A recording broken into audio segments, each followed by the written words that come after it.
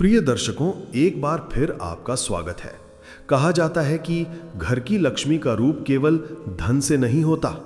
एक स्त्री सेवा करके भी घर को नर्क बना सकती है और एक स्त्री हुक्म चलाकर भी घर को स्वर्ग में बदल सकती है।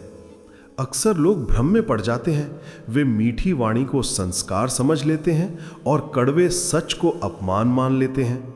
वे ये भेद नहीं कर पाते कि कौन सी बहू सेवा का जाल बिछा रही है और कौन सी बहू कर्तव्य का कांटों भरा ताज पहन रही है। आज की ये कथा, प्रिय दर्शकों, सेवा और षड्यंत्र के इसी महीन धागे से पर्दा उठाएगी। लेकिन कथा में आगे बढ़ने से पहले, यदि आप भी चाहते हैं कि भगवान श्री कृष्ण आपको वो विवेक और बुद्धि प्रदान करें जिससे आप मीठे झूठ और कड़वे सत्य में अंतर कर सकें, तो कमेंट में पूरी श्रद्धा से जय श्री कृष्णा अवश्य लिखें। मैं कामना करता हूं कि जो भी भक्त इस कथा को सुन रहा है, भगवान उनके परिवार को हर प्रकार के दिखावे और छल से सुरक्षित रखें। तो चलिए श्रोताओं, आरंभ करते हैं ये अद्भुत कथा। कथा का नाम है सेवा का जाल। तो चलिए पहले अध्याय की ओर चलते हैं। पहला अध्याय है कौवे का प्रश्न और चिड़िया का विवेक। प्रिय दर्शकों, कथा का आरंभ फिर से उसी बूढ़े पेड़ से होता है। कौवा घूंघट का श्राप की कथा सुनकर इतना शांत था कि कई दिन बीत गए, पर उसने एक शब्द नहीं कहा। बूढ़ी चिड़िया ने ही चुप्पी तोड़ी। क्या बात है कौवा भाई, इस बार किस सोच में डूबे हो? क्या त्रिया चरित्र के सारे रहस्य समझ गए? कौवे ने गहरी कर्कश सांस ली। नहीं चिड़िया, मैं पहले से भी अधिक भ्रम में पड़ गया हूं। कैसा भ्रम? चिड़िया ने पूछा। कौवा बोला, भाग्य के दर्पण में मैंने दिखावे और करुणा का भेद देखा। घूंघट के श्राप में मैंने मर्यादा और श्रद्धा का भेद देखा, पर मेरा एक प्रश्न अभी भी बाकी है।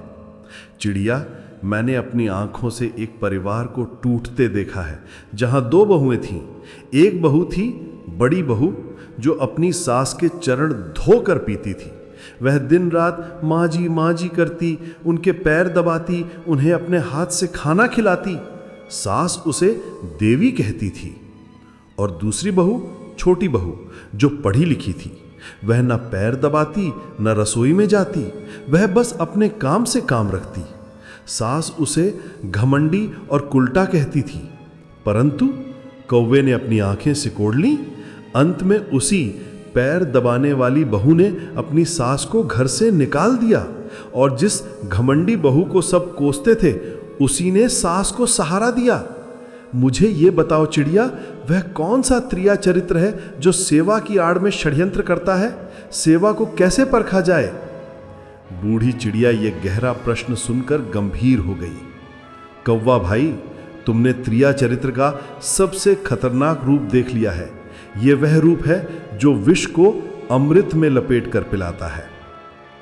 याद रखो, चिड़िया ने कहा, पैर दबाना एक क्रिया है, पर सम्मान करना एक भावना है। जी हजूरी करना स्वार्थ हो सकता है, पर कर्तव्य निभाना धर्म होता है। जब कोई स्त्री सेवा को जाल बनाकर सत्ता को पाना चाहती है, तब वह गृह लक्ष्मी नहीं, गृह भक्षिणी कहलाती है। मैं तुम्हें आज सेठ गिरधारी लाल की विधवा कमला देवी और उनकी दो बहुओं की कथा सुनाती हूं। ये कथा है सेवा के जाल की। अब चलते हैं अगले अध्याय की ओर, कमला देवी और उनकी दो बहुओं की कहानी। प्रिय दर्शकों, विजयनगर में सेठ गिरधारी लाल की एक बड़ी हवेली थी। सेठ जी के स्वर्गवास के बाद घर की पूरी सत्ता उनकी पत्नी कमला देवी के हाथ में थी। कमला देवी उसूलों की पक्की, पुराने विचारों की स्त्री थी। उसके लिए संस्कार और सेवा ही सब कुछ थे। घर की तिजोरी की चाबियां जो सोने चांदी से भरी होती थीं, वह अपनी कमर में लटकाए रखती थी। कमला देवी के दो पुत्र थे और दोनों ही विवाहित थे। बड़ा पुत्र अमर और बड़ी बहू सुधा। अमर सीधा साधा था, मां की हर बात मानता था और उसकी पत्नी सुधा, प्रिय दर्शकों, वह सेवा की मूरत थी। सुधा जब से ब्याह कर आई थी, उसने कमला देवी को एक गिलास पानी तक खुद नहीं उठाने दिया। सुबह उठते ही सास के पैर छूना, उनके नहाने का पानी रखना, उनके पैर दबाना, रसोई में उनकी पसंद का ही खाना बनाना। सुधा की वाणी इतनी मीठी थी कि मानो शहद टपकता हो। वह हर बात में कहती, माँ जी, आप तो मेरी माँ से भी बढ़कर हैं, आपकी सेवा करना ही मेरा धर्म है। कमला देवी अपनी बड़ी बहू सुधा पर जान छिड़कती थी। वह उसे मेरी हीरा बहू कहती थी। छोटा पुत्र प्रेम और छोटी बहू अंजलि। प्रेम पढ़ा लिखा और तेज तर्रार था। वह अपने पिता का डूबता हुआ व्यापार यानी बिजनेस संभालता था। और उसकी पत्नी अंजलि, वह सुधा से बिल्कुल विपरीत थी। अंजलि शहर से पढ़ी लिखी थी, MBA पास थी। वह घूंघट या साड़ी में नहीं रहती थी। वह प्रेम के साथ व्यापार के बही खाते यानी अकाउंट्स संभालती थी। वो अपनी सास कमला देवी का सम्मान करती थी, पर दिखावे की सेवा नहीं करती थी। वो पैर दबाने नहीं बैठती थी, बल्कि कहती, माँ जी, आपके घुटनों में दर्द है, मैंने डॉक्टर से समय ले लिया है, कल आपको अस्पताल ले जाना है। वह मीठा नहीं बोलती थी, वह सत्य बोलती थी। कमला देवी को अपनी छोटी बहू अंजलि एक आंख नहीं भाती थी। उन्हें लगता था कि अंजलि घमंडी है, पैसे का रौब दिखाती है और रूखी है यानी अनअफेक्शनेट है। अब चलते हैं अगले अध्याय की ओर, और यह अध्याय और ही रोमांचक होने वाला है। अध्याय है तिजोरी की चाबी और सेवा का जाल। प्रिय दर्शकों, हवेली में सब ठीक चल रहा था, पर कमला देवी के मन में एक ही चिंता थी। मैं अब बूढ़ी हो रही हूं, उन्होंने सोचा। मुझे इस तिजोरी की चाबियां, इस घर की सत्ता किसी एक बहू को सौंपनी होगी। ये बात हवेली में आग की तरह फैल गई। बड़ी बहू सुधा ने जैसे ही ये सुना, उसकी सेवा दुगनी हो गई। वह रात रात भर कमला के पैर दबाती और माँ जी, माँ जी, माँ जी रो रो कर कहती, आप कहीं मत जाइए, आप चली गई तो मेरी सेवा कौन स्वीकार करेगा। ये अंजलि तो आपकी परवाह भी नहीं करती, उसे तो बस व्यापार और पैसों से मतलब है, उसे क्या पता सेवा क्या होती है। वह जानबूझकर ऐसी बातें करती कि कमला का मन अंजलि के प्रति और कड़वा हो जाए। माँ जी, आज अंजलि ने बाहर से खाना मंगवा लिया, कहती है उसके पास रसोई का समय नहीं है। हे भगवान, इस घर के संस्कार कहाँ जा रहे हैं। कमला देवी का मन पक्का हो गया। मैं ये चाबियां अपनी हीरा बहू सुधा को ही दूंगी। ये अंजलि पैसे के घमंड में घर को तोड़ देगी। दूसरी ओर अंजलि परेशान थी, पर चाबियों के लिए नहीं। अंजलि ने जब व्यापार के बही खाते देखे तो उसे पता चला कि उनका सबसे पुराना मुनीम, जिसे कमला देवी भरोसेमंद मानती थी, वह सालों से घपला कर रहा है। अंजलि ने हिम्मत करके कमला देवी को यह बात बताई। माँ जी, मुनीम जी हिसाब में गड़बड़ कर रहे हैं। मुझे लगता है वह घर को लूट रहे हैं, हमें उन्हें रोकना होगा। प्रिय दर्शकों, यह सुनना था कि कमला देवी आग बबूला हो गई। चुप कर, वह चीखी। तेरी हिम्मत कैसे हुई राम भरोसे पर इल्जाम लगाने की? वह 40 साल से इस घर की सेवा कर रहा है। तू कल की आई लड़की, सेवा का मतलब क्या जाने तू उससे जलती है क्योंकि वह मेरी परवाह करता है। तू, कमला ने अंजलि पर उंगली उठाई, तू बस इस घर को बांटना चाहती है। तेरी नजर तिजोरी पर है, पर मैं ऐसा होने नहीं दूंगी। उसी समय मीठी सुधा गर्म दूध का ग्लास लेकर आई। अरे अरे माँ जी, क्यों गुस्सा कर रही हैं? अंजलि नासमझ है, उसे घर की नहीं बाहर की हवा लगी है। आप यह दूध पीजिए, आपकी हीरा बहू आपके पास है ना? कमला ने सुधा के सिर पर हाथ फेरा। बेटा, तू ही इस घर का चिराग है। दोस्तों, इस अध्याय में मां अपने बेटों की अंतिम परीक्षा लेने वाली है, तो जुड़े रहें और ही आनंद आने वाला है। अंजलि उस दिन अपमान का घूंट पीकर चुप रह गई। वह समझ गई कि मीठी बातों के सामने कड़वे सत्य की कोई कीमत नहीं है। पर कमला देवी के मन में एक छोटा सा संदेह उत्पन्न हो गया। क्या सच में अंजलि लालची है और क्या सुधा सच में देवी है? उन्होंने त्रिया चरित्र की अंतिम परीक्षा लेने का निर्णय किया। अगले दिन कमला देवी ने अपनी दोनों बहुओं को बुलाया। सुधा और अंजलि दोनों सास के सामने खड़ी थीं। कमला देवी ने संदूक खोला और 50-50 हजार रुपए यानी 50,000 रुपीज दोनों के हाथ में रख दिए। बहुओं, कमला देवी ने गंभीर स्वर में कहा, मैं अब बूढ़ी हो चली हूं। मैं अपने पति के नाम पर तीर्थ यात्रा पर जा रही हूं। मुझे लौटने में 1 महीना लगेगा।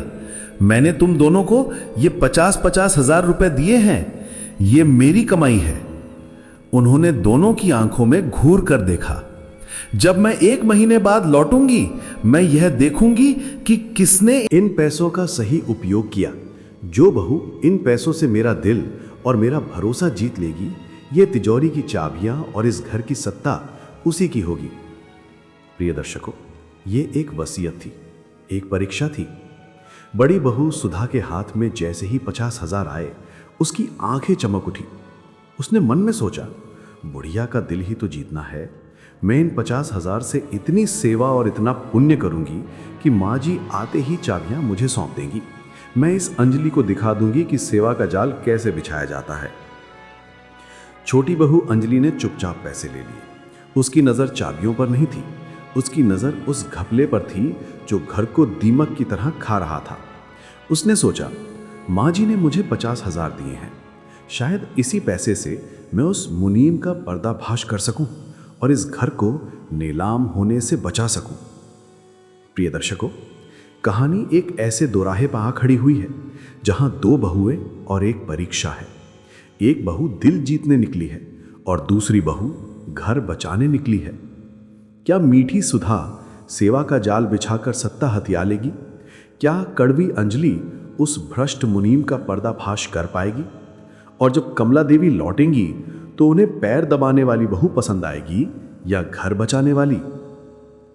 प्रिय दर्शकों, सेवा के जाल के पिछले भाग में हमने देखा कि कैसे कमला देवी ने अपनी दोनों बहुओं मीठी सुधा और कड़वी अंजलि को 50-50 हजार रुपए देकर 1 महीने की परीक्षा पर भेज दिया।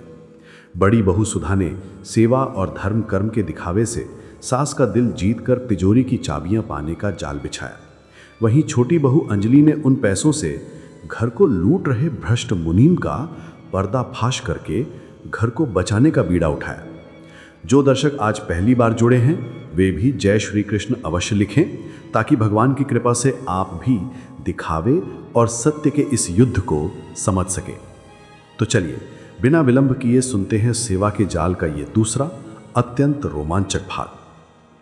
दोस्तों, इस भाग में बहुएं अपने सास के लिए पुण्य का दिखावा करने वाली हैं। प्रिय दर्शकों, जैसे ही कमला देवी तीर्थ यात्रा के लिए हवेली से निकली, बड़ी बहू सुधा ने अपना त्रिया चरित्र आरंभ कर दिया। उसने उन 50,000 रुपयों से वो सब करना शुरू कर दिया जो कमला देवी की आंखों में पुण्य था।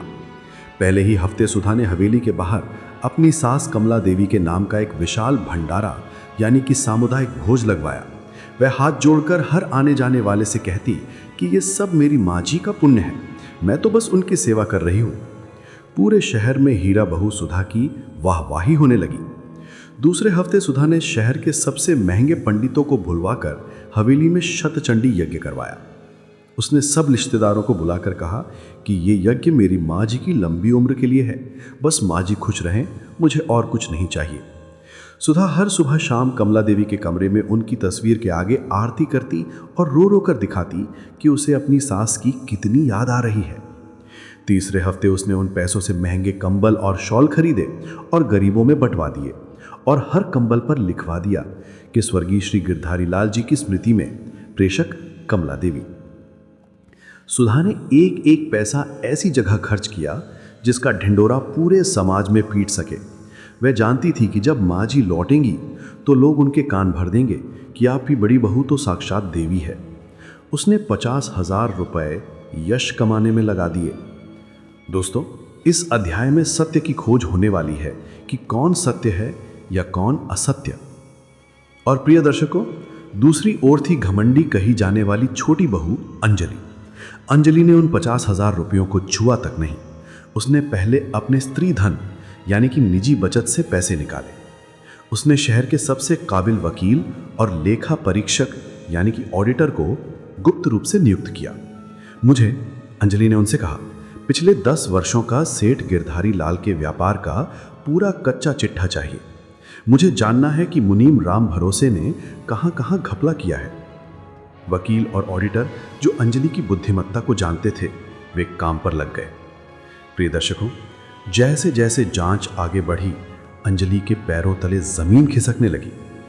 घपला लाखों का नहीं, करोड़ों का था। उस भरोसेमंद मुनीम राम भरोसे ने कमला देवी के अंधे विश्वास का लाभ उठाकर व्यापार का सारा पैसा गुप्त रूप से अपनी फर्जी कंपनियों में डाल दिया था। यही नहीं, उसने कमला देवी से, जो अनपढ़ थी और सिर्फ हस्ताक्षर करना जानती थी, धोखे से कोरे कागजों पर हस्ताक्षर करवा लिए थे।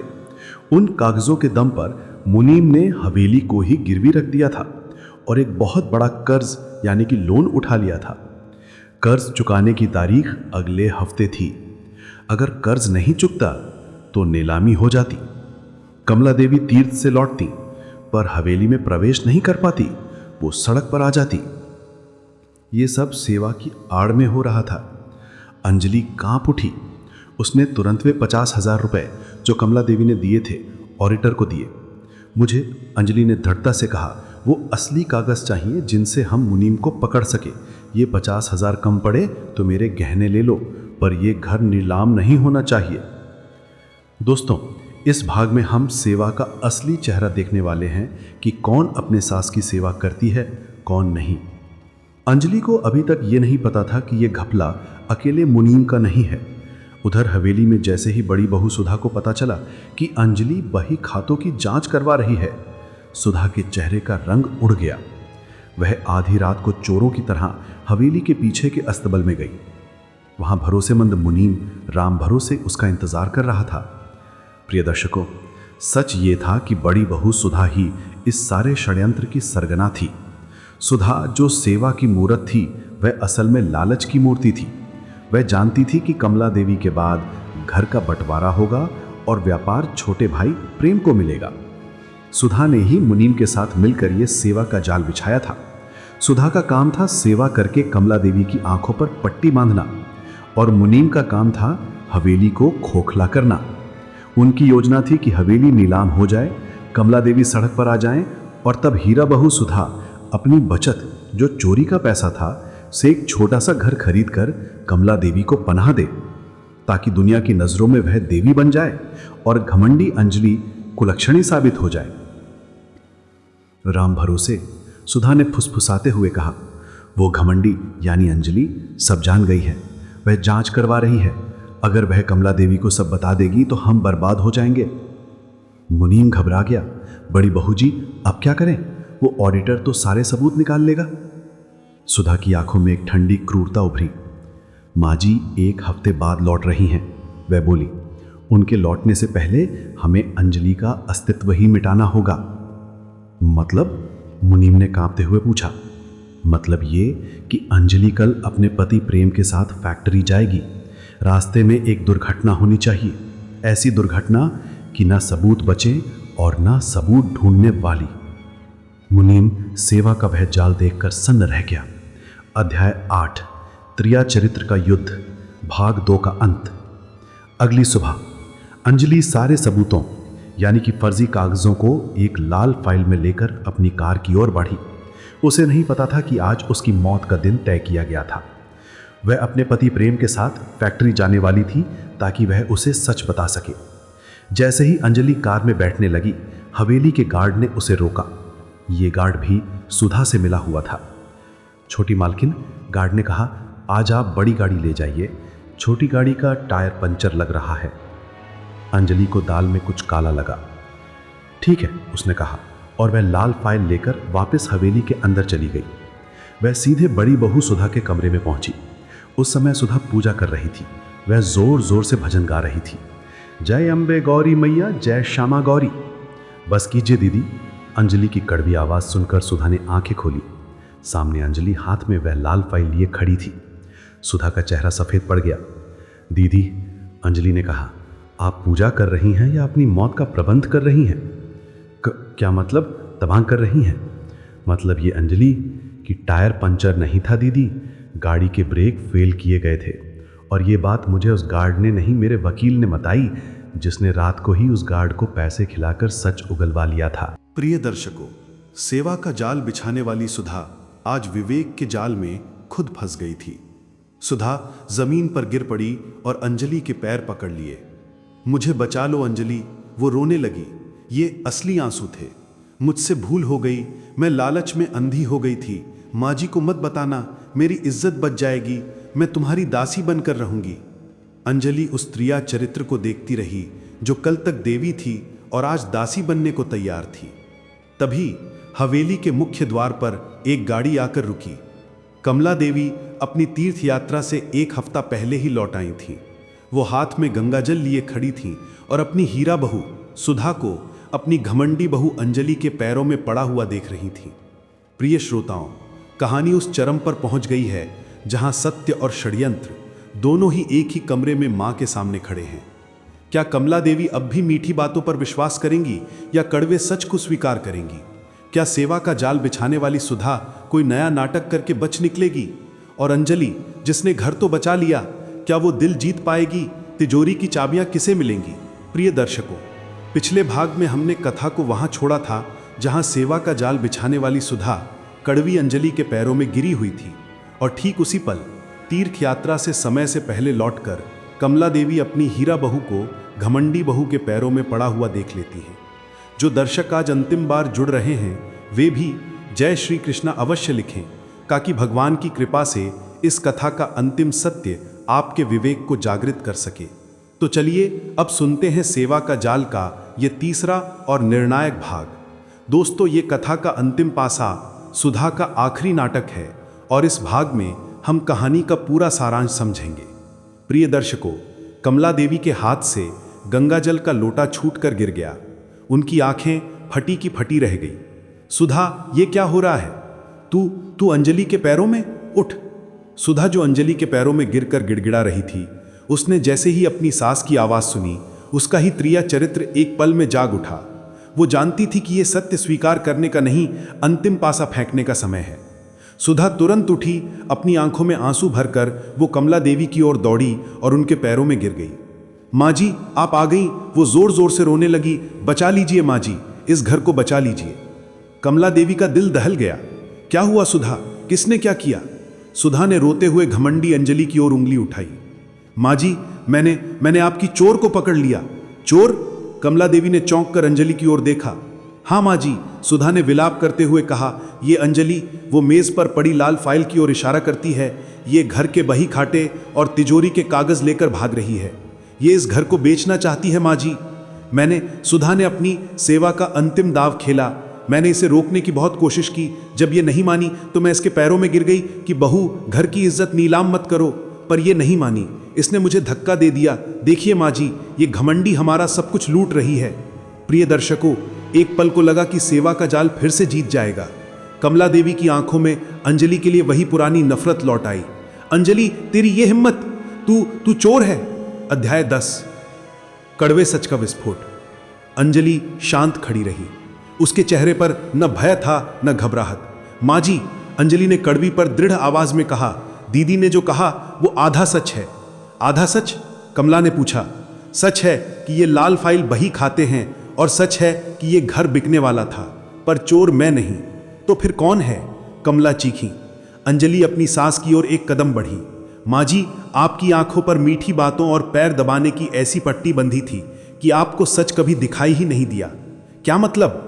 मतलब ये, अंजलि ने फाइल खोली, कि जिस मुनीम राम भरोसे को आप 40 साल से भरोसेमंद समझ रही थीं, वो आपके कोरे कागजों पर दस्तखत करवाकर इस पूरी हवेली को गिरवी रख चुका है। कल इस हवेली की नीलामी है। आप तीर्थ से लौटती पर घर में नहीं, सड़क पर कदम रखती। कमला देवी के पैरों तले जमीन खिसक गई। राम भरोसे ऐसा नहीं कर सकता। वो कर सकता है माँ जी, क्योंकि वो ये सब अकेले नहीं कर रहा था। अंजलि ने घूमकर हीरा बहू सुधा की ओर देखा। वो ये सब आपकी सेवा की मूरत बड़ी बहू के साथ मिलकर कर रहा था। झूठ, सुधा चीख पड़ी। ये झूठ बोल रही है माँ जी, ये मुझे फंसा रही है। मैं फंसा रही हूं? अंजलि मुस्कुराई। दीदी, जो जाल दूसरों के लिए बिछाता है वो खुद भी फंसता है। आपने मेरे लिए गाड़ी के ब्रेक फेंच करवाए थे ना? यह सुनते ही कमला देवी की सांस रुक गई। Brake fail? हाँ माँ जी, और यह बात मुझे किसी और ने नहीं, आपके भरोसेमंद गार्ड ने ही बताई थी, क्योंकि पैसे का लालच सेवा के दिखावे से ज्यादा मजबूत होता है। अध्याय 11, सेवा के जाल का अंत। ठीक उसी पल हवेली के बाहर पुलिस की गाड़ी का सायरन गूंजा। अंदर इंस्पेक्टर के साथ हाथ कड़ी पहने मुनीम राम भरोसे ने प्रवेश किया। मुनीम कमला देवी को देखते ही उनके पैरों में गिर पड़ा। मुझे माफ कर दीजिए मालकिन, मुझसे पाप हो गया। ये सब बड़ी बहूजी सुधा ने करवाया। मैं तो लालच में अंधा हो गया था। प्रिय दर्शकों, सेवा का जाल तार तार हो चुका था। सुधा का मीठा चेहरा जहर से काला पड़ गया। वो समझ गई कि खेल खत्म हो गया। कमला देवी पत्थर की मूर्ति बनी खड़ी थी। वो धीरे धीरे सुधा के पास गईं। उन्होंने कांपती हुई आवाज में पूछा, क्यों सुधा? मैंने तुझे बेटी से बढ़कर माना। तेरी सेवा में ऐसा कौन सा स्वार्थ था? सुधा, जो अब जान चुकी थी कि वो पकड़ी गई है, वो जमीन पर थूकते हुए घृणा से हंसी। हाँ किया मैंने, क्या करती फिर? आप तो अपनी पढ़ी लिखी बहू अंजलि और लाडले को ही सब दे देती। मैं यहाँ पैर दबाते दबाते अपनी जिंदगी बर्बाद कर देती। मुझे हक चाहिए था माँ जी, और हक न मिलता तो मैं छीन रही थी। इसे हक नहीं, धोखा कहते हैं। कमला देवी ने अपनी पूरी ताकत से एक तमाचा सुधा के मुंह पर जड़ दिया। तूने मेरी सेवा नहीं की, तूने मेरी आंखों का सौदा किया। पुलिस सुधा को पकड़कर ले गई। वो मीठी सुधा जो कल तक देवी थी, आज जाते जाते कमला देवी को गालियां दे रही थी। सेवा का मुखौटा उतर चुका था। अध्याय 12, चाबियों का असली हकदार। कमरे में सन्नाटा पसर गया। कमला देवी सोफे पर धड़ाम से बैठ गई। वो रो रही थी।